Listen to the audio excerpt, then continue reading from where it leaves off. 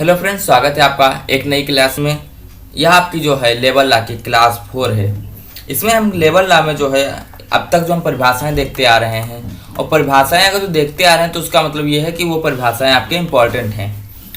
तो लेवल ला की क्लास अगर जो 4 है और इसमें आप जो है कर्मचारी अधिनियम आप पढ़ रहे हैं 1948-16, तो इसमें हम देखते हैं कि बेसिकली इसमें कौन कौन सी इंपॉर्टेंट परिभाषाएं हैं। ठीक है, परिभाषाएं आपका एक सिलेबस का जो है मुख्य अंग है, और ये आपकी जो परिभाषाएं जो हैं ये आपके जो है शॉर्ट क्वेश्चन जो आते हैं उसमें पूछा जाता है, और शॉर्ट क्वेश्चन के साथ साथ ही आपके जो लॉन्ग क्वेश्चन होते हैं उसमें भी अगर जो परिभाषाएं लिखते हैं तो काफी ज्यादा वहां पे इफेक्ट आपका पड़ता है। तो परिभाषाएं जो है कर्मचारी राज्य बीमा अधिनियम जो है 1948, इसमें आपकी जो है ज्यादा परिभाषाएं बची नहीं, अब थोड़ी आपकी परिभाषाएं बची हैं। उसके बाद आपका जो है न्यूनतम मजदूरी अधिनियम चालू होगा। तो यहाँ पे देखते हैं कि आज परिभाषाएं कौन कौन सी हैं। ठीक है, तो देखिए आपका पहले जो है परिभाषा है मजदूरी। मजदूरी आपका क्या होता है? मजदूरी जो है चाहे जो व्यक्ति हो, सभी लोग मजदूर होते हैं, चाहे वो गवर्नमेंट का एम्प्लॉय हो, चाहे वो प्राइवेट हो, चाहे वो जो है अपना जो है खुद का अगर जो काम कर रहा है, तो एक तरह से देखा जाए तो वो भी एक मजदूरी कर रहा है। किसके लिए? अपने लिए। गवर्नमेंट का कर रहा है, सर्विस कर रहा है, तो वो भी जो है गवर्नमेंट का नौकर होता है। प्राइवेट अगर जो कोई सेक्टर में काम कर रहा है तो प्राइवेट वो नौकर होता है किसी भी बॉस का। ठीक है, और सेल्फ वाला तो सेल्फ मतलब अपना खुद का होता है, हालांकि उसके ऊपर किसी का जोर जबरदस्ती नहीं होती है, लेकिन वो खुद का होता है। मतलब सेल्फ की बात की जाए ना तो वो अंतर्यात्मा में जो है कह सकते हैं कि हाँ भाई मेरी अंतरात्मा जो है मेरे ऊपर जो है बॉस है, वो मेरी जो है मैं उसके लिए काम करता हूँ। बाकी ये गवर्नमेंट सेक्टर और प्राइवेट सेक्टर में जो है आपकी मजदूरी ही होती है। इसमें आपकी जो परिभाषा ये जो दी गई है आपकी जो है धारा 2 खा की उपधारा 22 में मजदूरी को बताया गया है। अब मजदूरी एक चीज होती है, जैसे आपने कोई काम किया और उसके बदले में आपको जो पैसा मिला, ठीक है, तो पैसा मिलना जो है वो आपकी मजदूरी हो जाती है। मजदूरी और आपका विनिमय, ठीक है, विनिमय एक्सचेंज, ये आपका दोनों क्या होता है? अलग अलग होता है। आपका ऐसा क्वेश्चन बन सकता है कि विनिमय और मजदूरी को परिभाषित कीजिए या फिर डिफरेंस बताइए। तो मजदूरी क्या होता है? जैसे आपने कोई काम किया, मान लीजिए आपने ये काम किया, एक ये गड्ढा बनाया और इसके बदले में आपको धनराशि मिल रही है, तो वो आपका क्या हो जाता है? वो आपकी मजदूरी हो जाती है। और मान लो आपने किसी वस्तु के बदले में किसी वस्तु को या फिर किसी वस्तु के बदले में किसी वस्तु को या फिर आपने धन से एक्सचेंज किया, तो वो आपका जो है विनिमय हो जाता है। ये आपका एक डिफरेंस के रूप में दिखाई पड़ता है। और मजदूरी आप लोग जानते हैं कि जो है धारा 2 खा के 22 उपधारा 22 में दिया गया है। ठीक है, और इसमें जो है काफी ज्यादा ये चीजें आपकी इंपॉर्टेंट हो जाती हैं कि मजदूरी किसके लिए कैसे आपकी जो है होनी चाहिए। तो उसको हम देखते हैं। ऐसे सभी परिश्रमिक जो कि नगद रूप में अदा किए जाए। आपने जो काम किया उसको नगद रूप में आपको पैसा मिले, या फिर जो है इसमें टाइम पीरियड हो सकता है कि आपको 1 हफ्ता बाद, 1 महीना बाद, 15 दिन के बाद, उसमें जो है उस राशि उस टाइम के पीरियड में आपको उस राशि को मिले। ठीक है, बशर्ते कि नियोजन की प्रत्यक्ष या फिर विवक्षित दोनों प्रकार की शर्तें वहां पे पूरी होनी चाहिए। आपका जो है जैसे उसने जो आपको काम जो है दिया है वो उसका काम पूरा होना चाहिए। ठीक है, कर्मचारी को निम्नलिखित अवधियों में से किसी संबंध में कोई किया गया भुगतान आपका जो है अधिकृत छुट्टी हो सकता है। जैसे आपको कोई छुट्टी है तो उसमें भी भुगतान करना होगा। अगर जो अलग से वह काम कर रहा है, ठीक है, तो उसका भी भुगतान करना होता है। अगर जो कारखाने में जैसे आपकी बंदी नहीं है, हड़ताल है, ठीक है, जो कि अवैध हड़ताल है वहां पे, ठीक है, कारखाना बंदी है, तो उसके लिए मतलब जो हड़ताल होगी, हड़ताल को भी हम आपको पढ़ाए थे और परिभाषित भी किए थे कि हड़ताल क्या होता है। ठीक है, हड़ताल जो होगी वो अवैध ना हो तो उसकी भी मजदूरी देनी चाहिए होती है। ठीक है, मजदूरी, ये तीनों पॉइंट आपके लिए जो है काफी ज्यादा इंपॉर्टेंट हो जाते हैं। मान लीजिए आपको जो है किसी प्राइवेट सेक्टर में काम कर रहे हैं, और प्राइवेट सेक्टर में मान लीजिए आपको 365 दिन में 1 जनवरी से 31 दिसंबर तक मान लो आपको जो है 22 को जो है आपकी छुट्टियां मिली, हॉलीडेज मिले, मतलब सेल्फ के हॉलीडेज होते हैं। इसमें आप जो है अगर जो आप कहीं पर जाते आते घूमते हैं तो उसका आपका पैसा नहीं कटता है। और आप मान लो आपने छुट्टी नहीं ली, आपने वहां पे काम किया 22 दिन, तो वो जो 22 दिन है उसको आपको अलग से पैसा मिलता है, ठीक है, उसको अलग से आपको अमाउंट मिलेगा, क्योंकि ये तो आपकी छुट्टी थी और छुट्टियों में आपने काम किया तो उसका अलग से आपको पैसा मिलता है, ठीक है। ये आपका मजदूरी के हिसाब से जो है बिहाफ से हो गया। और अगर जो यहाँ पे आता मजदूरी, तो मजदूरी तो आप लोग अपने हिसाब से भी जो है लिख सकते हैं अच्छा, क्योंकि मजदूरी और आपका जैसे मजदूरी अवधि, ये सब इतने कॉमन वर्ड हैं कि चाहे जो भी है वो लिख सकता है, लेकिन आप में और उसमें अंतर ये बस होता है कि आपको धारा लिखना होता है, आपको वाद लिखना होता है, ठीक है। ये जो है कोई साधारण पर्सन नहीं लिख सकता, ये आप ही लोग लिख सकते हैं, फ्यूचर के वकील लोग। अगला आपका पॉइंट है अन्य अतिरिक्त जो है पारिश्रमिक जिनका कि ऐसे अंतरालों के लिए भुगतान किया गया जो कि 2 महीने से अधिक ना हो। मजदूरी के लिए जो है कोई अधिकार किसी प्रत्यक्ष या निहित संविदा में से उत्पन्न हो सकता है। मजदूरी के दावे को समर्पित करने के लिए संविदा की शर्तों का पूरा होना जरूरी है। मान लीजिए आपसे बोला गया 30 दिन में आपको जो है 200 यूनिट काम करना है, ठीक है, और 200 यूनिट काम करना तभी वो आपको पैसा देगा। ये आपका क्या हो गया, संविदा हो गया। अगर जो आपने 30 दिन में जो है 200 यूनिट काम किया तो आपको पैसा मिल जाएगा, क्योंकि वो वहां पे एक संविदा हुई है, ठीक है। अगर जो 200 यूनिट काम नहीं किया तो फिर वो जो आपसे काम करवा रहा है उसके ऊपर डिपेंड करता है कि आपको उसने कितना पेमेंट किया है, क्योंकि संविदा की शर्त पूरी होना आवश्यक हो जाता है अगर जो आप वहाँ पे मजदूरी करते हैं। निम्नलिखित को जो है आप जो है मजदूरी के रूप में नहीं माना जा सकता। किसको मजदूरी नहीं माना जा सकता, देखो, नियोजक द्वारा निर्गत वेतन, विधि या भविष्य निधि में अदा किया गया कोई भी अंशदान, जैसे आपको भविष्य में जो है, जैसे आपका जो है क्या कोई भी पैसा जमा है, आपका जो है भविष्य निधि है, ठीक है, तो उसमें आपका जो पैसा होता है, कोई अंशदान होता है, उसको आप जो है मजदूरी नहीं मानते हैं, ठीक है। नियोजक द्वारा अदा किया गया कोई अंशदान, अब मान लो नियोजक ने आपको कोई भी पैसा जो है बोनस के रूप में दिया है तो वो भी आपको नहीं मजदूरी माना जाएगा। कोई यात्रा भत्ता या किसी यात्रा संबंधी रियायत की कीमत, मान लीजिए आप जो है कहीं सिटी में काम करते हैं या फिर आप जो है कहीं पर भी काम करते हैं और आपका काम है मार्केटिंग का। अब मार्केटिंग का काम है तो मार्केटिंग, जाहिर सी बात है, मान लो आपकी सैलरी है 20,000, ठीक है, और सैलरी 20,000 है, आपको दिन में कम से कम जो है मान लो 40 किलोमीटर जो है मार्केटिंग करना होता है। तो अगर जो आप नॉर्मली जो है बाइक से जाते तो 1 लीटर आपका जो है डेली तेल लगेगा, मतलब 100 रुपये का, तो ऐसे तो 3,000 रुपये आपका जो है मार्केटिंग में चला जाएगा। तो ये जो 40 किलोमीटर है इसका पैसा कन्वेंस इसका कौन देता है, इसका पैसा आपको कंपनी देती है और कंपनी दे देगी, लेकिन ये आपको मजदूरी में ऐड नहीं होगा। 40 किलोमीटर का जो पैसा आपको जो कन्वेंस है ये कंपनी तो आपको देगी, लेकिन ये आपको 20,000 से अतिरिक्त मिलेगा। 20,000 आपकी सैलरी मिलेगी, उसके अतिरिक्त आपको कन्वेंस मिलता है, ठीक है। किसी नियोजित व्यक्ति को उसके नियोजन की प्रकृति के कारण उस पर किए गए विशेष खर्चे के कारण जो है अदा की गई धनराशि, यह भी आपकी मजदूरी नहीं माना जाएगा। नियोजन से अलग किए जाने के संबंध में प्रदेय कोई उपदान, आपका जो है कोई ग्रेविटी है, उसको भी जो है आपको मजदूरी नहीं माना जाएगा, ठीक है। अगला आपका पॉइंट, यहाँ पे आपका एक केस हुआ, इसको केस को हम पढ़ते हैं उससे पहले आप ये देखिए, किसी कर्मकार को अदा की गई पारिश्रमिक की ऐसी अतिरिक्त धनराशि जो पारितोषिक रूप में दी गई हो, इस अधिनियम के अधीन मजदूरी कही जाएगी, ठीक है। अब ये परिभाषा जो है आप ये परिभाषा याद कर सकते हैं, लिख सकते हैं। इसका मतलब सिंपल सा ये है कि आपने कोई काम किया, उसके बदले में आपको जो है नगद धनराशि दी गई।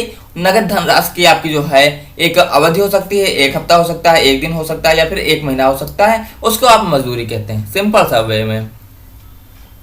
कोई कर्मचारी जब कई जो है नियोजकों के अधीन काम करता है और जबकि उनमें से केवल एक दूसरे नियोजकों से व्यवस्था करके अकेले अंशदान की कटौतियां कर रहा था, तो यह निर्णय दिया गया कि वहां पे रिकॉनेबल उपार्जन का पारिश्रमिक कुल योग नहीं कहा जाएगा। जैसे मान लो एक व्यक्ति जो है, समझो यहाँ पे मान लो आपके पास 24 घंटा है, मॉर्निंग 6 बजे से, मॉर्निंग 6 AM से और आपका जो है 5 PM तक, मान लो आपने एक जगह काम किया, और 6 PM से मान लो 10 PM तक आपने एक जगह काम किया, तो ये टोटल जो है, ये टोटल, ये आपने अलग काम किया, ये आपने अलग काम किया, तो मजदूरी जो आपकी होगी, तो यहाँ से आपकी अलग मजदूरी होगी, यहाँ से अलग मजदूरी होगी, तो कोई भी पर्सन नहीं कह सकता, मान लो यहाँ से आपको जो है 20 के मिला और यहाँ से आपको 5 के मिला, तो कोई भी पर्सन ये नहीं कह सकता, ना ये ए वाले ना ये बी वाले, कि हमने इनको 25,000 रुपये मजदूरी दी है, ना ये कह सकते कि हमने इनको 25,000 मजदूरी दी है। ये आपके पास इनकमिंग जो है धनराशि है 25,000 रुपये, वो आपकी जेब में जाएगा क्योंकि आपने काम किया। लेकिन ये पर्सन, ना ही ये पर्सन कह सकते कि हमने इतने रुपए इनको धनराशि दिया है मजदूरी के बदले में। ठीक है, ये यहाँ पे चीजें हैं। यहाँ पर आपका एक केस हुआ ESIC हैदराबाद बनाम AP पेपर मिल्स। इस वाद में देखते हैं क्या हुआ कि इस वाद में निर्णय दिया गया कि कंपनी द्वारा अपने कर्मकारों को दिया गया वाला प्रोत्साहन बोनस या फिर इंसेंटिव बोनस जो कि समझौते के परिणाम स्वरूप दिया जा रहा था, वह मजदूरी के अंतर्गत आता है। ये यहाँ पे बताया गया। अब मजदूरी के अंतर्गत आता है, ठीक है, ये चीजें यहाँ पे बताई गई थी। अगला आपको पॉइंट, अब देखो, जिसे यहाँ पर कहने का मतलब है, जैसे मान लो आपको 15,000 रुपये, 15,000 यहाँ पे समझिए, 15,000 रुपये आपको क्या आपकी सैलरी है, ठीक है, और मान लो आपने कोई इंसेंटिव कमाया 3,000 रुपये, तो आपका 18,000 रुपये। तो कंपनी वाले ये कह सकते हैं कि हाँ 18,000 रुपये हमारे यहाँ सैलरी है, लेकिन वहाँ पे नियम और शर्तें लागू वाला टर्म वो लोग जरूर बताते हैं कि नियम और शर्तें लागू, ठीक है। तो यहाँ पे 18 के वो लोग कह सकते हैं। अगला आपको पॉइंट,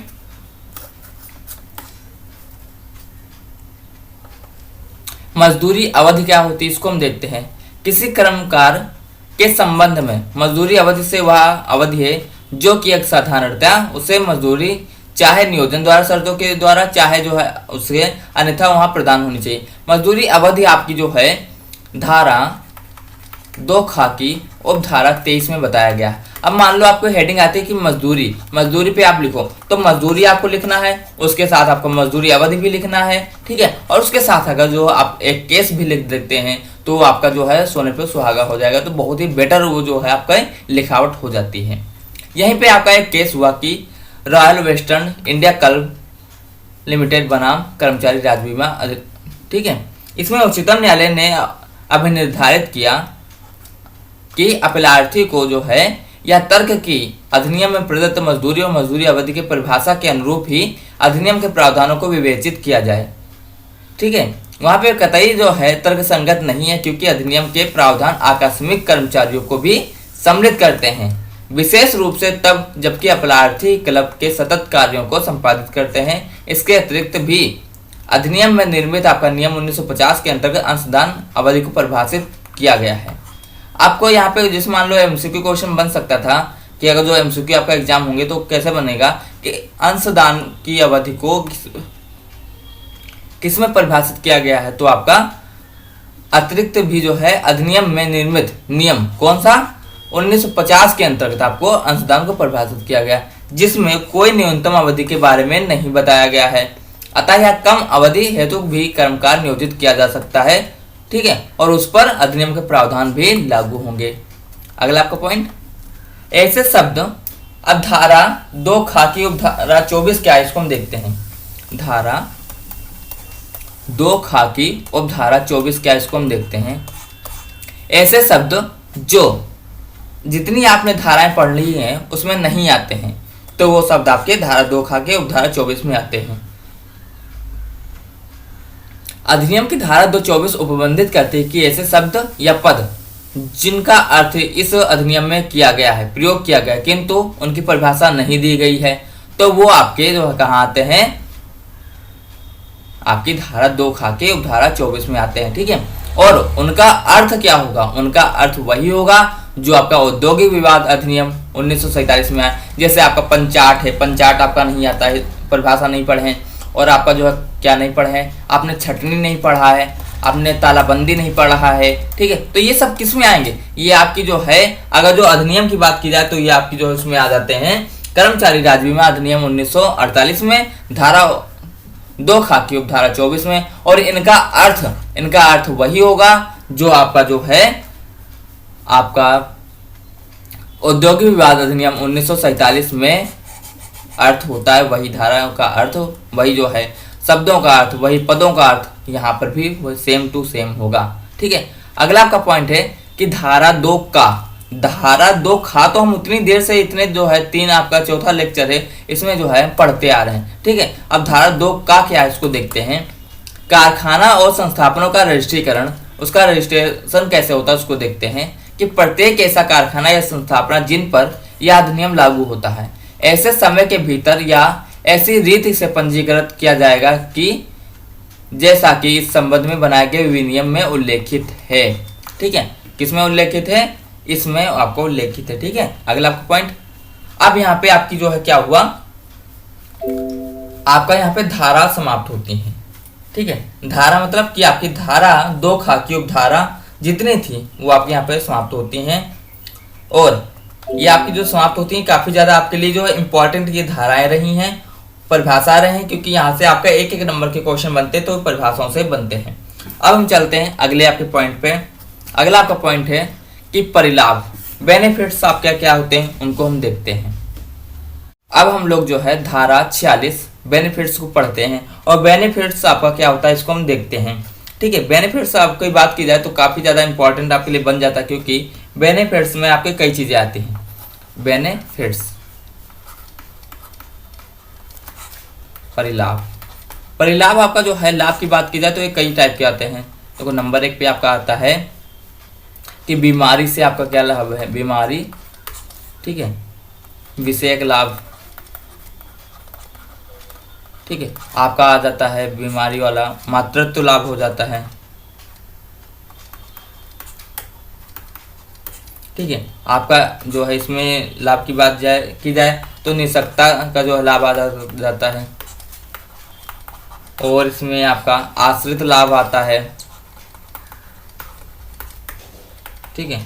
और आपका इसमें अलग अलग लाभ आते हैं, ठीक है। तो बेनिफिट्स आपकी धारा जो है जरूर आपकी 46 है, लेकिन इसके आगे अगर जो जैसे मातृत्व लाभ है तो मातृत्व लाभ का कहाँ पढ़ते हैं, धारा 50 में पढ़ते हैं।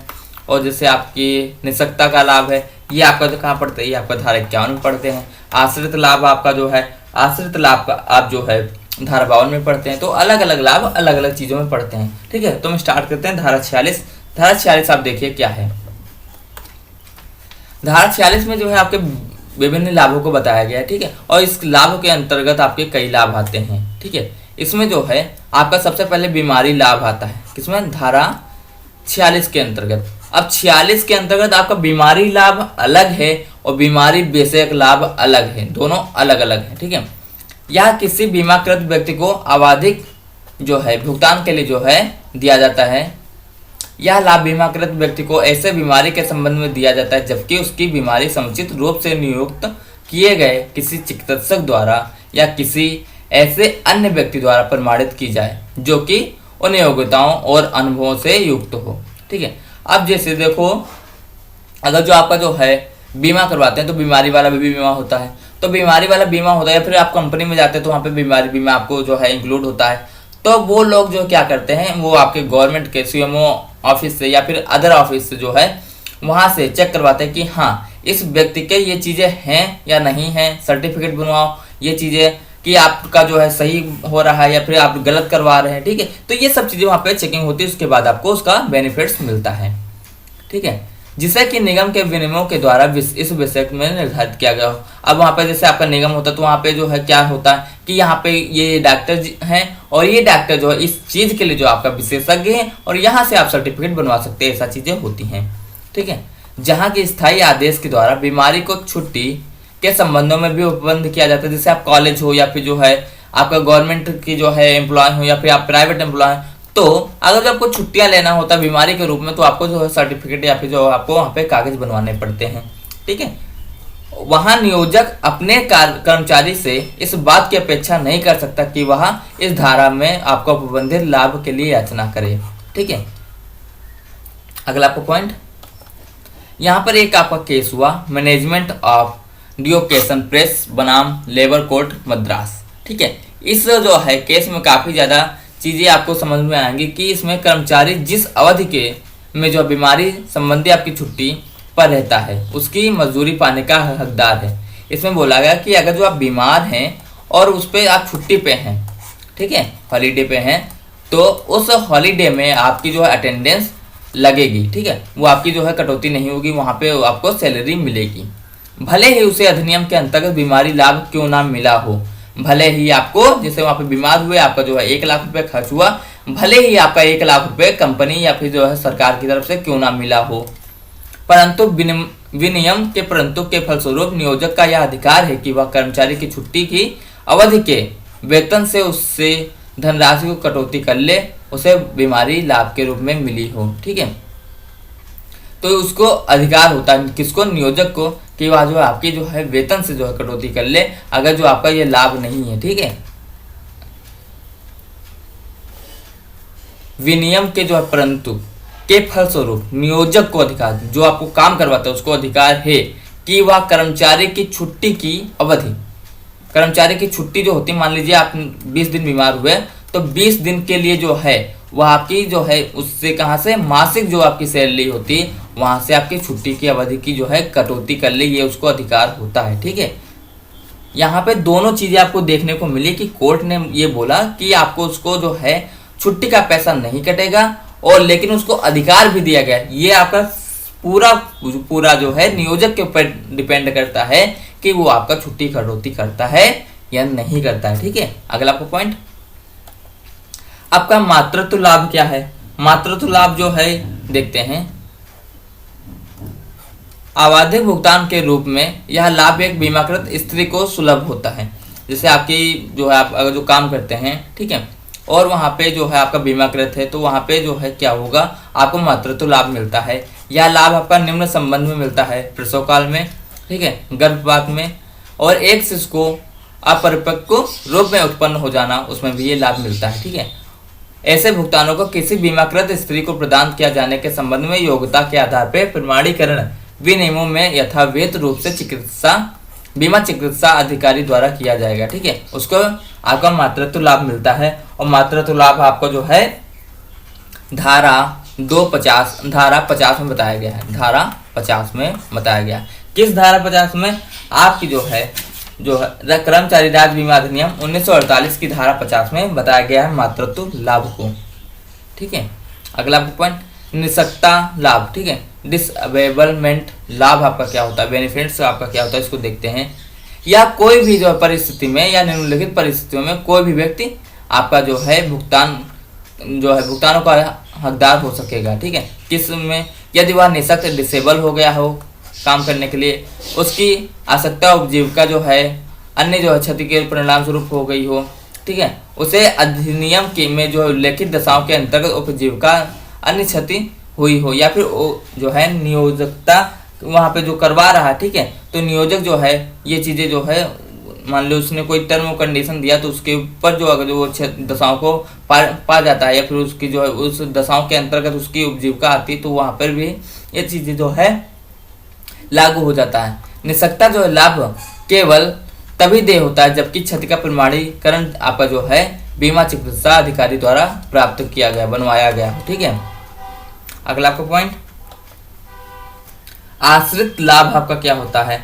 आश्रित लाभ की अगर जो बात की जाए तो आश्रित लाभ आपका जो है धारा 52 में बताया गया है, ठीक है, धारा 52 में।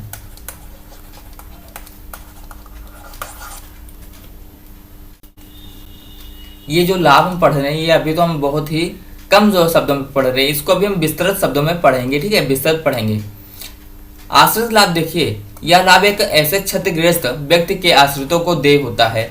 जो मान लो कोई व्यक्ति किसी के ऊपर डिपेंडेंट है, और वो डिपेंडेंट जो पर्सन हो, मतलब जिसके ऊपर लोग डिपेंडेंट हैं, वो अगर जो क्षतिग्रस्त हो गया तो उसके जो डिपेंड पर्सन है उसको यह लाभ दिया जाता है, जिसकी एक उपजीविका अन्य जो है उपजीविका जन्य जो है क्षति के परिणाम स्वरूप मृत्यु हो जाती है, और उसे इस अधिनियम के अंतर्गत किसी कर्मचारी के रूप में हुई हो जो कि इस अधिनियम के अंतर्गत प्रतिकर प्राप्त करने का हकदार हो।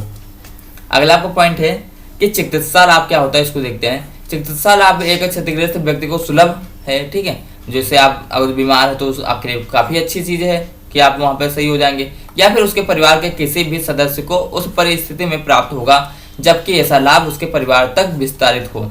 यह लाभ निम्न प्रारूपों में सुलभ हो सकता है, ठीक है। अब देखिए, मान लीजिए आप किसी कंपनी में काम करते हैं और कंपनी में काम करते हैं तो वहाँ पे एक मेडिकल का ऑप्शन आता है। तो मेडिकल का एक ऑप्शन में अगर जो आप अपने वहाँ पे जो है आपकी डिटेल मांगता है, फिर उसके बाद आपको जो है परिवार की डिटेल मांगता है, ठीक है। तो परिवार की डिटेल में आप जिसको जिसको वहाँ पे फिल करते हैं तो उसको जो है वो जो है मेडिकल की सुविधाएं मिलती हैं। अब मेडिकल की सुविधाएं मिलती हैं तो कोई भी जो है कंपनी होगा, कोई भी चीज़ हो तो ऐसी आपकी सुविधाएं देगी नहीं, तो उसका जो कुछ ना कुछ जो है अमाउंट आपका जो है आपकी सैलरी से कटता है। तो आपकी मेडिकल की जो सुविधाएं जब भी आपको ज़रूरत होती है तो आपकी वो सुविधाएं दी जाती हैं, ठीक है। ऐसे बाह्य रोगी के उपचार के रूप में या फिर अस्पताल या औषधालय में उसको बनाया गया हो।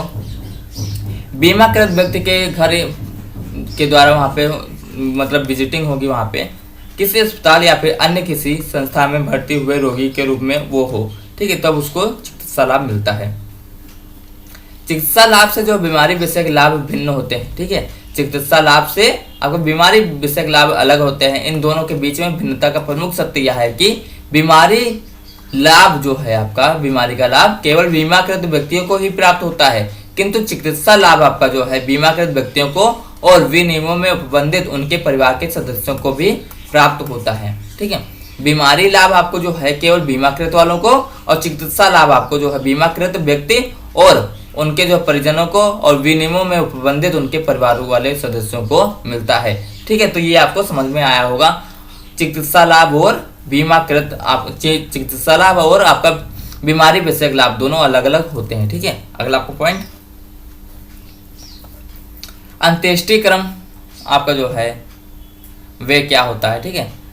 तो इसको देखते हैं। मृत बीमाकृत व्यक्ति के अंत्येष्टि क्रम में जो है किया गया व्यय उसके परिवार के जो है ज्येष्ठतम जीवित व्यक्ति को जो है प्रदान किया जाता है। जैसे कोई व्यक्ति जो है खत्म हो गया तो उसके परिवार में जो व्यक्ति जो है सबसे जो है बूढ़ा है उसको ये प्रदान किया जाता है। ऐसे व्यक्ति को जिसने जो है व्यक्ति को अंत्येष्टि जिसने व्यक्ति की जो है अंत्येष्टि के संबंध में अर्थात अपना व्यक्ति जो है वे किया है, ठीक है, सब कुछ अपना जो अंत्येष्टि का जो उसमें खर्चा आता है उसने अपना लगाया हो।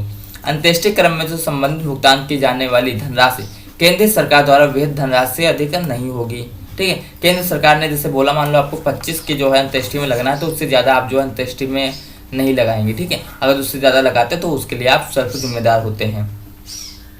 अंत्येष्टि व्यय के जो है निमित्त भुगतान का दावा बीमाकृत व्यक्ति के मृत्यु के 3 माह के भीतर या निगम के अन्य सक्षम अधिकारी द्वारा अनुज्ञा विस्तारित अवधि के भीतर आपको प्रस्तुत करना होता है। जैसे मान लो कोई भी व्यक्ति है वो खत्म हो गया और वह जो है आपका बीमाकृत व्यक्ति है तो निगम के अंतर्गत आपको उसको जो है भीतर प्रस्तुत करना होता है कि हाँ आपको जो है ये राशन को मिलने चाहिए 3 माह के अंदर, ठीक है। ये वहाँ पे एक नियम होता है, ठीक है।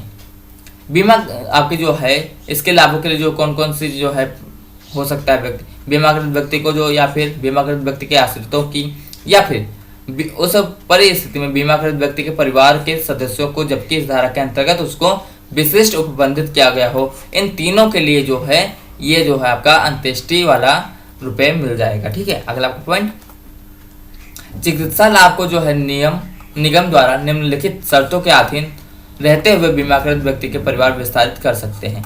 समुचित सरकार उस संबंध में निवेदन करे, समुचित सरकार से जो है उस संबंध में निवेदन करें या फिर विनियमों में निर्दिष्ट की गई जो दशाओं और शर्तों के अधीन रहते हुए उनको करें, ठीक है। तो आपका फनरल जो हो जाएगा एक्सपेंसेस, ठीक है। अगला आपको पॉइंट, बीमारी विषयक लाभ। अब यहाँ से आपका मेन पॉइंट चालू है, बीमारी विषयक लाभ मतलब ये यहाँ तक तो आप संक्षेप में पढ़ रहे थे, अब इसके बाद आप विस्तृत रूप में पढ़ेंगे, ठीक है। बीमारी विषयक लाभ आपका जो अभी बताया धारा 49 में बताया गया है, ठीक है। और बीमारी विषयक लाभ जो है कौन इसका जो है ले सकता है लाभ, इसका दावा करने वाले व्यक्ति की अहंता के संबंध में हो, किन शर्तों के अधीन यह लाभ प्रदान किया जाएगा, ठीक है। और लाभ की अवधि एवं दर के बारे में प्रावधान केंद्र सरकार द्वारा विहित होना चाहिए, ठीक है। ये बीमारी विषयक के लाभ में होते हैं।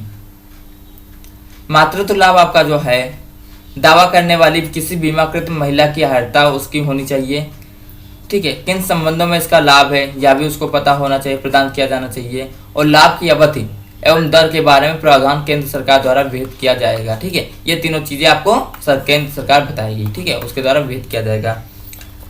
आपका निष्पक्षता विषयक लाभ क्या होता है, निष्पक्षता विषयक लाभ आपके 2 प्रकार के होते हैं। आपका स्थायी लाभ होता है, अस्थायी लाभ होता है। तो इस अस्थायी लाभ को देखते हैं।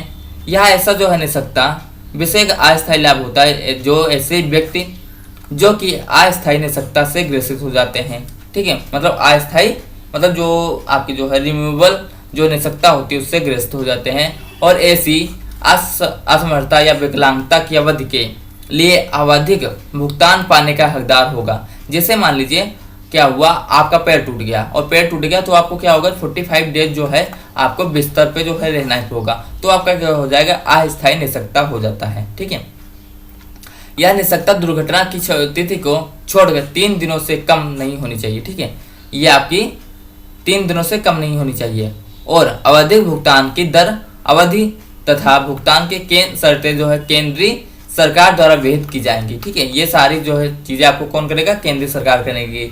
और इसे यहाँ पे आपको जो है जो अस्थायी वाली है तो वो 3 दिन से आपकी कम नहीं होनी चाहिए, 3 दिन से आपकी ज्यादा हो सकती है, 6 माह तक भी हो सकती है, उससे 1 साल भी हो सकती है, लेकिन अस्थायी होनी चाहिए। स्थायी निसक्ता आपका क्या होता है इसको देखते हैं। ऐसे व्यक्ति जिसे पूर्ण या फिर आंशिक स्थायी निसक्ता हो जाती है, केंद्र सरकार द्वारा विहित दर अवधि और शर्तें वहां पे लागू होगा, उसको पाने का हकदार होगा कौन, जो व्यक्ति को निसक्ता हो जाती है। स्थायी निसक्ता की दशा में यह अदायगी एक सीमित अवधि के लिए या पूरे जीवन काल के लिए हो सकती है। यदि निसक्ता को मूल्यांकन सामयिक रूप से किया गया है तो यह सीमित अवधि के लिए अंतिम रूप में किया गया है, तो अदायगी केवल उस समय के जो है उस सीमित अवधि के लिए की जाएगी।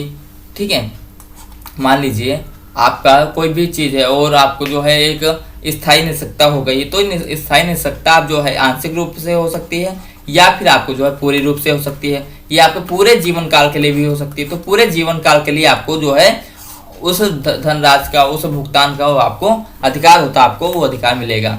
यह लाभ ऐसे निसक्ता के संबंध में अदा किया जाता है जो कि इस अधिनियम के अधीन किसी कर्मचारी को उपजीविका जनित क्षति, ठीक है, ऑक्युपेशनल इंजरी के रूप जो है परिणाम स्वरूप घटित किया जाता है, घटित हुई होती है। ठीक है, उपजीविका जन्य के रूप में वहां पे घटित होती है। अगला आपका पॉइंट धारा 51 का आपको देखते हैं। धारा 51 का जो है नियोजन के जो है अनुक्रम में उद्भूत दुर्घटना के बारे में बताता है। अवधारणा इसको यहाँ पे बताता है। ठीक है, ये आपकी पूरी एक हेडिंग है। इसमें देखते हैं धारा 51 का में उपबंधित है कि यदि ऐसी दिग्दर्शित किया जाता है कि दुर्घटना कर्मचारी के नियोजन क्रम में घटित हुई है, तो यदि विरोध में साक्ष्य नहीं है तो उस पे जो है उस नियोजन के कारण उद्भूत भी मान लिया जाएगा, किंतु यह अवधारणा खंडनीय भी है और केवल इस अधिनियम के संबंध में ही लागू होगी। ठीक है, और ये वाले जो आपके पॉइंट है धारा 51 का और धारा 51 खा, ये आपका इतना इंपॉर्टेंट नहीं है। ठीक है, इतना इंपॉर्टेंट नहीं है। धारा खा देखते हैं। धारा खा आपका क्या है, विनियमों को खंडन करते हुए कार्य करने के जो है आपका समय दुर्घटनाएं जो घटित होती है अधिनियम होता है उसको यहाँ पे देखते हैं। ये भी आपकी एक पूरी हेडिंग है। धारा 51 खा में नियोजन से उद्भूत और नियोजन के अनुक्रम में घटित दुर्घटना की व्याख्या उपबंधित है।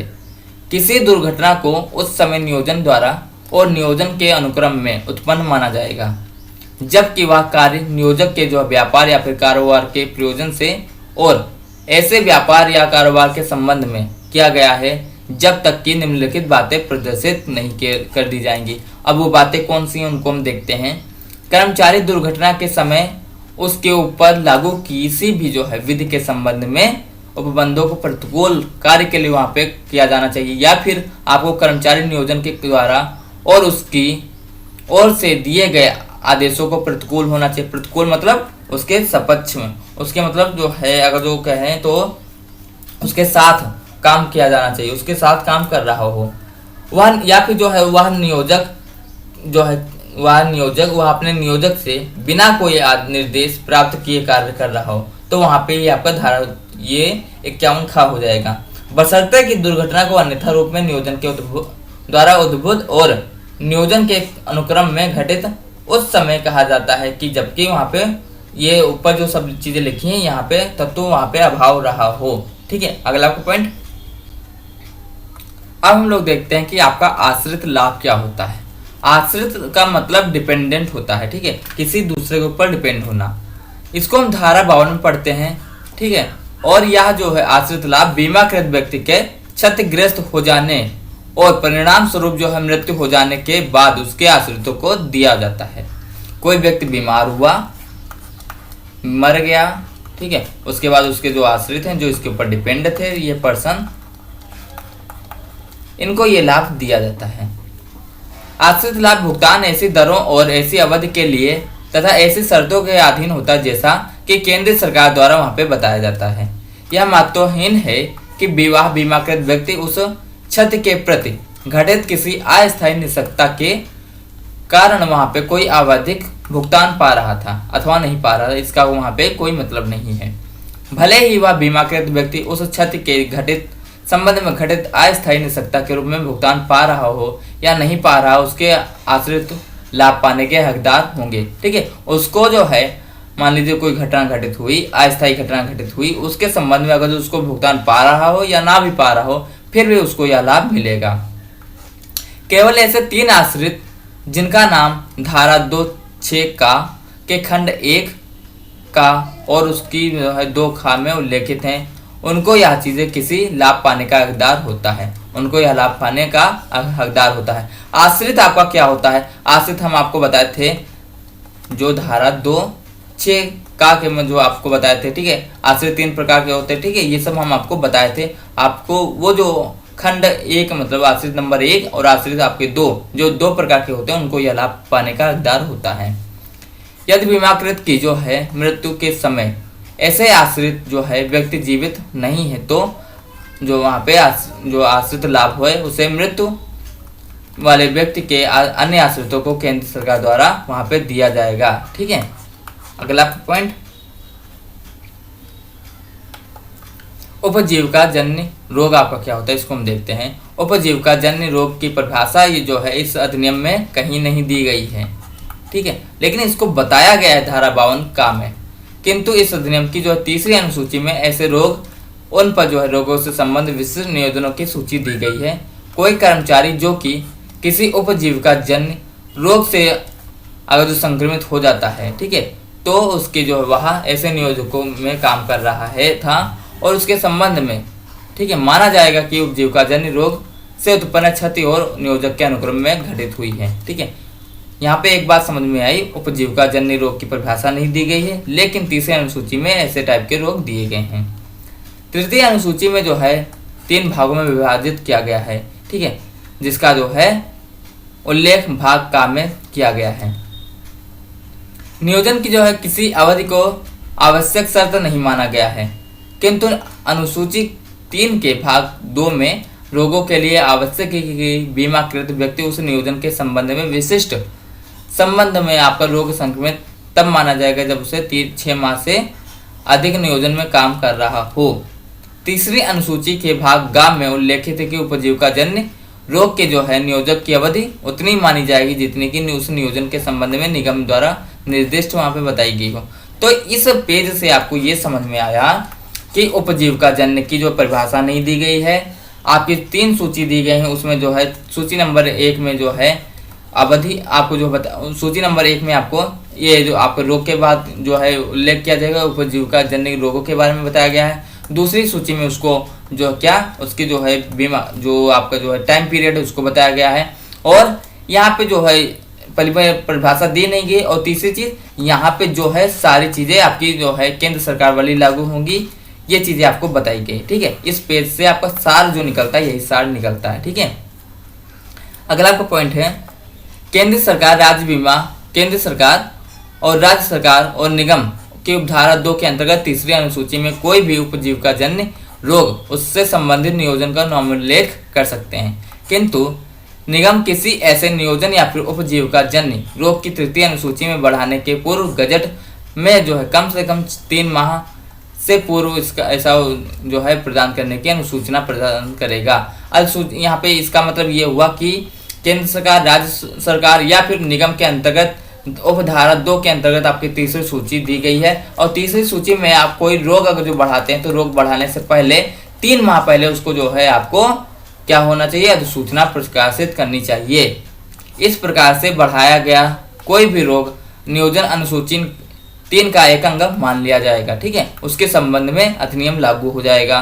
केंद्र सरकार और राज्य सरकार अपनी शक्तियों का प्रयोग करके कर्मकार प्रतिकर अधिनियम धारा 3 के उपबंधों के अधीन होती है।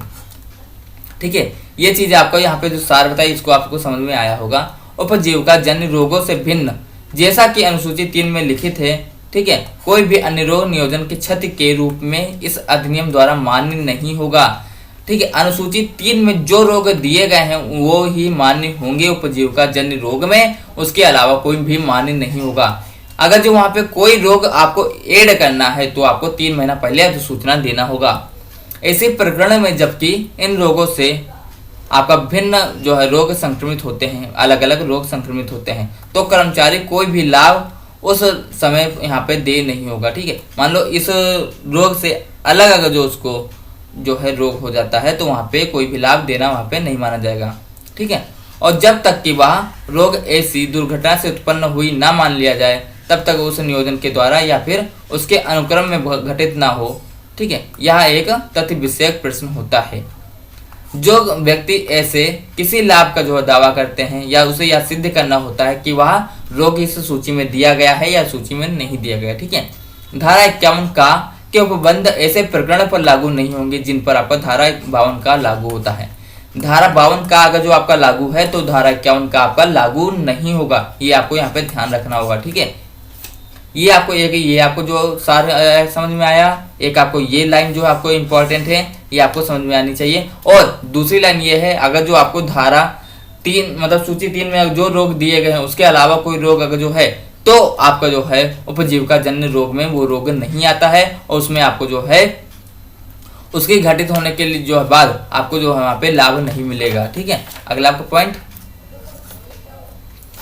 धारा 53 क्या है इसको हम देखते हैं। धारा 53 में अन्य किसी विधि के अंतर्गत प्रतिकल या नुकसानी प्राप्त करने या वसूल करने के प्रतिबंध यहाँ पे बताए गए हैं। इस अधिनियम में धारा 53 बीमाकृत व्यक्ति के विरुद्ध एक प्रकार का निषेध आरोपित करता है। बीमाकृत जिसका बीमा है उसके जो विरुद्ध एक जो है आपकी जो वसूली करने का है या फिर प्रतिकर करने का है तो वो उसको निषेध करती है। इसके अंतर्गत ना तो कोई बीमाकृत व्यक्ति और ना ही उसके आश्रित आते हैं। यदि बीमाकृत व्यक्ति की मृत्यु हो गई तो कोई प्रतिकर या फिर क्षतिपूर्ति चाहे नियोजक से या फिर अन्य किसी व्यक्ति से, ठीक है, चाहे आपका जैसे कर्मकार प्रतिकर अधिनियम हो या आपका तस्मय प्रवर्तक अधिनियम हो, किसी अन्य विधि के अंतर्गत वहां पे ना तो वो वसूल कर पाएगा अपना लाभ ना ही उसको दिया जाएगा। यहाँ उल्लेखनीय कि अधिनियम के अंतर्गत बीमाकृत व्यक्ति को उपचार के प्रकार का चुनाव करना विकल्प नहीं होता है।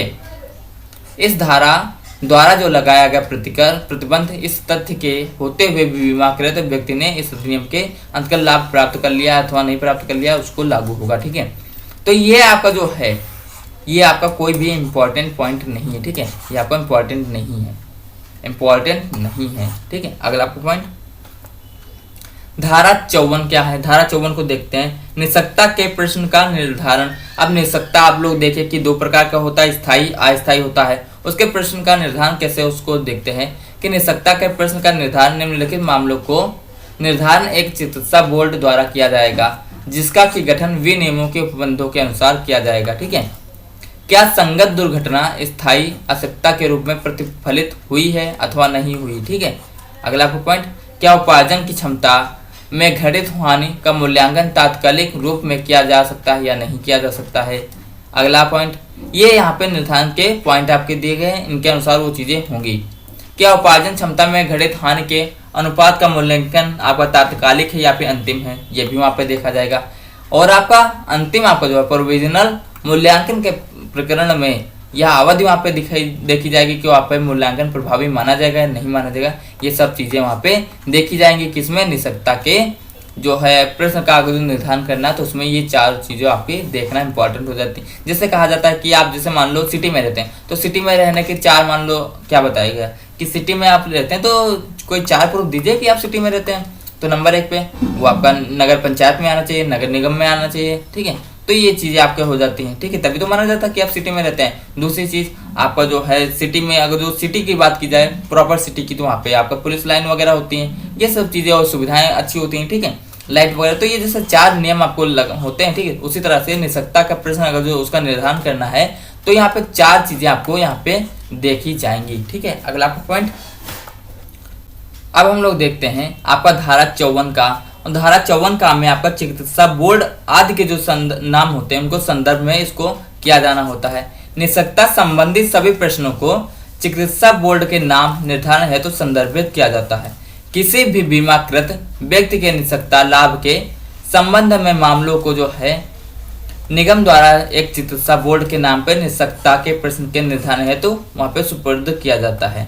ठीक है, आपका जो है जैसे निष्पक्षता है उसका जो लाभ है उसके लिए आपको एक चिकित्सा बोर्ड के जो है नाम पे आपको वहां पे भेज दिया जाता है, उसके सुपुर्द आपको कर दिया जाता है उसके संदर्भ के लिए। तात्कालिक मूल्यांकन के प्रकरण में उससे तात्कालिक मूल्यांकन की अवधि में उस प्रश्न को जो है उस प्रश्न को निर्धारण है तो चिकित्सा बोर्ड को संदर्भित किया जाएगा। अब धारा 54 का इसमें जो है उपधारा जो 2 है उसमें देखते हैं। ये धारा 54 की उपधारा 1 में था, ये धारा 54 की उपधारा 2 में। इसमें जो अपील किया जाएगा कि ऐसे उपबंध में अपील किया जाता है कि ऐसे संबंध में जो है उपबंध किया जाएगा कि जहां की बीमाकृत व्यक्ति अथवा निगम चिकित्सा बोर्ड के निर्णय से संतुष्ट नहीं है। अगर जो आप जो है बीमाकृत जैसे कोई व्यक्ति है वह जो है निगम या फिर जो चिकित्सा बोर्ड के निर्णय से संतुष्ट नहीं है तो वह अपील विहित पद्धति से और नियम के जो है नियमों के द्वारा भीतर प्रस्तुत करने का विकल्प लिया जा सकता है। अपील चिकित्सा जो अपील अधिकारी के पास की जाएगी और वहां पे उसके उपरांत कर्मचारी बीमा न्यायालय के पास उसको भेजा जाएगा, अथवा ऐसी अपील सीधे कर्मचारी बीमा न्यायालय के पास भी प्रस्तुत की जा सकती हैं। और चिकित्सा अपील अधिकरण का गठन राज्य सरकार द्वारा किया जाता है। अब यहाँ पे आपको क्वेश्चन, चिकित्सा अपील अधिकरण का गठन कौन करता है? तो राज्य सरकार करता है। ठीक है, तो यहाँ पे आपका इंपॉर्टेंट पॉइंट है। यहाँ पे मान लो आपका एमसीक्यू क्वेश्चन अगर जो बनना होता है तो यहाँ पे बन सकता था चिकित्सा अपील अधिकरण का जो गठन कौन करता है? राज्य सरकार, केंद्र सरकार, राज्य सरकार केंद्र सरकार दोनों, इनमें से कोई नहीं। तो यहाँ पे आपका राज्य सरकार हो जाएगा। ठीक है, राज्य सरकार अपील करने के संबंध में नियम बनाने में सक्षम होती है और वह सरकार ऐसे समय को निश्चित कर सकती है जिसके भीतर ऐसी अपील प्रस्तुत की जानी चाहिए। वो टाइम जो है राज्य सरकार डिपेंड करता कि कौन सा हो सकता है। 1989 के संशोधन द्वारा उपधारा 2 में जोड़े गए प्रथम प्रणतों के अनुसार बीमाकृत व्यक्ति द्वारा इस उपधारा के अधीन कोई अपील उस दशा में नहीं की जा सकती जबकि उसने चिकित्सा बोर्ड के निर्णय के आधार पर निष्पक्षता लाभ के वहां पे सारांशाधिकरण के लिए आवेदन किया हो। ठीक है, वहां पे निगम जो है द्वारा उपधारा के अधीन कोई अपील उस दशा में नहीं की जाएगी जबकि वहां पे निगम के चिकित्सा बोर्ड के द्वारा निर्णय के आधार पर निष्पक्षता लाभ का संरक्षित मूल्य अदा कर दिया गया है। मान लीजिए आपका जो है जो आपकी अदायगी है वो अदा कर दिया गया है किसके द्वारा? निगम के द्वारा। तो वहां पे आपका जो आवेदन है स्वीकार नहीं होगा राज्य में। ठीक है, निगम द्वारा जो है निम्नलिखित संदर्भ चिकित्सा बोर्ड के नाम दिया जा सकता है। नंबर 1 पे एक बीमा चिकित्सा अधिकारी को सिफारिश पर किसी भी समय दिया जा सकता है। नंबर 2 संगत नियोजन क्षति के कारण जिस दिन दावेदार काम करने में अशक्य है वहां पे उसको 28 दिन की अवधि के भीतर स्वयं अपने द्वारा पहल करने का अधिकार वहां पे होता है। अपने द्वारा वहां पे सेल्फ के द्वारा वहां पे पहल कर सकता है। पहल मतलब अपने द्वारा वहां पे चीजों को आगे बढ़ा सकता है। चिकित्सा बोर्ड के निर्णय के विरुद्ध अपील, चिकित्सा बोर्ड के निर्णय के विरुद्ध अपील, इसको हम देखते हैं। यदि निगम या फिर अशक्य व्यक्ति किसी चिकित्सा बोर्ड से अगर जो असंतुष्ट है तो निगम या फिर अशक्य व्यक्ति कथित वहां पे उसको संसूचित कर सकता है। उसको 3 माह के अंदर उसको नोटिस देना होता है, जो निर्णय आपका जो है उसके विरुद्ध उसको अपील करना होता है। अपील करने के आशय की जो है एक नोटिस लिखित रूप में दी जाएगी और उन पर आधार लिखे जाएंगे कि वह किस बात के लिए वहां पे अपील कर रहा है, जिनके आधार पे अपील कर रहा है। ठीक है, अपील राज्य सरकार द्वारा गठित किए गए अपीली अधिकरण के सामने प्रस्तुत किया जाएगा। इस अधिकरण का गठन जो है न्यायिक अधिकारी द्वारा नियुक्त किया जाएगा जो कर्मचारी बीमा न्यायालय के एक न्यायाधीश से भिन्न होता है। यह जो है यह अफसरों का जो चुनाव करेगा, यह अफसरों का चुनाव करेगा। ठीक है, यह ऑफिसरों का चुनाव करेगा और उसे के जो है कार्य में सहायता पहुंचाएगा। इन जो है ऑफिसरों में से जो निम्नलिखित होंगे, ये ऑफिसर आपके कौन से होंगे? ठीक है। एक या फिर एक से अधिक आपका चिकित्सा प्रतिविज्ञ हो सकता है, मेडिकल एक्सपर्ट हो सकता है, और आपका व्यवसाय संघ के जो एक या एक से अधिक अधिकारी या फिर सदस्य गण हो सकते हैं, ठीक है। यहीं पर आपका एक केस हुआ, वासुदेवन नैयर बनाम रीजनल डायरेक्टर ESIC। इस बात में बताया गया कि भले ही बीमा न्यायालय जो है सुविज्ञता ना रखती हो, ठीक है, बीमा न्यायालय आपकी सुविज्ञता नहीं रखती हो, कानून ने बीमा न्यायालय को मेडिकल बोर्ड द्वारा निर्गत प्रमाण पत्र की सत्यता परीक्षण करने हेतु अधिकार दिया है, ठीक है। भले ही वह एक्सपर्ट नहीं हो फिर भी उसको ये प्रमाण पत्र दिया है। अगला पॉइंट धारा 55। धारा 55 क्या है इसको देखते हैं। चिकित्सा बोर्ड या चिकित्सा अपील अधिकरण द्वारा निर्णयों को पुनर्वलोकन करने के लिए इसको बनाया गया है धारा 55 को। और धारा 55 में चिकित्सा बोर्ड या फिर चिकित्सा अपील अधिकरण द्वारा तात्कालिक या फिर अंतिम निष्पक्षता के मूल्यांकन के संबंध में पुनर्वलोकन करने के लिए यह नियम बनाया गया है। ऐसे निर्णय के संबंध में पुनर्वलोकन केवल निम्न आधारों पर ही मान्य होगा। वो आधार क्या उनको देखते हैं। यदि वह निर्णय नियोजक या किसी अन्य व्यक्ति के द्वारा तात्विक महत्व के तथ्य को प्रकट ना करने के लिए जो परिणाम स्वरूप दिया गया है। मान लीजिए वहाँ पे जो इम्पोर्टेंट आपके जो महत्व थे और उसको जो है आपके जो है निगम ने प्रस्तुत नहीं किया है तो उसके लिए निर्णय आपका लागू होगा। या फिर आपका यदि कर्मचारी द्वारा भ्रामक तथ्य कथन को वहाँ पे प्रस्तुत किया गया तो उसके लिए भी लागू हो। मान लीजिए आपको जो है भ्रामक वहाँ पे कोई भी जो व्यक्ति है जो बीमाकृत व्यक्ति है और उसको जो है निगम ने या फिर जो है आपका चिकित्सा जो है बोर्ड ने जो है उसको भ्रमक कर दिया, उसको जो है कई कंफ्यूजन में डाल दिया, तब भी ये आपका लागू हो जाएगा। और तीसरा पॉइंट, चिकित्सा बोर्ड या फिर चिकित्सा अपील अधिकरण को नए साक्ष्य के आधार पर इस बात से संतुष्ट होना चाहिए कि तथ्य को प्रकट नहीं किया गया और भ्रामक रूप में प्रकट किया गया है, कि वहाँ पे ओरिजिनल जो वहाँ पे प्रूफ था उसको नहीं प्रकट किया गया, लेकिन वहाँ पे भ्रमात्मक जो है चीजों को प्रकट करके इसको केस को इधर उधर किया गया है। यहाँ पे एक बात उल्लेखनीय कि इस प्रकार तथ्यों को प्रकट ना किया जाना या फिर भ्रामक जो है रूप में प्रकट किया जाना कपटपूर्ण था अथवा नहीं, इस बात को वहाँ पे जो है देखा जाएगा कि वहाँ पे आपके साथ उसने छल किया या नहीं किया, ठीक है। अगला आपका पॉइंट, चिकित्सा बोर्ड द्वारा संगत नियोजन आपका जो है क्षति की जो है परिणाम स्वरूप घटित आवश्यकता के विस्तार के मूल्यांकन के रूप में होता है। यहाँ पे आपके जो है वो विस्तार के मूल्यांकन की शर्तें क्या उसको हम देखते हैं कि संगत क्षति की जो है तात्विक और अदृश्यमान रूप में वहाँ पे अनुवृद्धि हो गई हो, बोर्ड क्षति में घटित हुई अनुवृद्धि से संतुष्ट हो, और बोर्ड अवश्य ही उस सम्मति को पुनर्वलोकन नहीं किया जाता है कि वहाँ पे सारवान अन्याय हो, कि वहाँ पे यहाँ पे देखा जाएगा कि वहाँ पे अन्याय हुआ हो, ठीक है। पुनर्वलोकन का आवेदन अंतिम मूल्यांकन के संबंध में अंतिम मूल्यांकन की तिथि के 5 वर्ष के बाद, ठीक है, कि जो है 5 वर्ष के बाद और प्रोविजनल मूल्यांकन की तिथि से 6 महीने के बाद प्रस्तुत किया जाना चाहिए। बोर्ड द्वारा जो है सभी चीजों को वहाँ पे आधार माना जा सकता है, अधिकरण की अनुमति किया जा सकता है।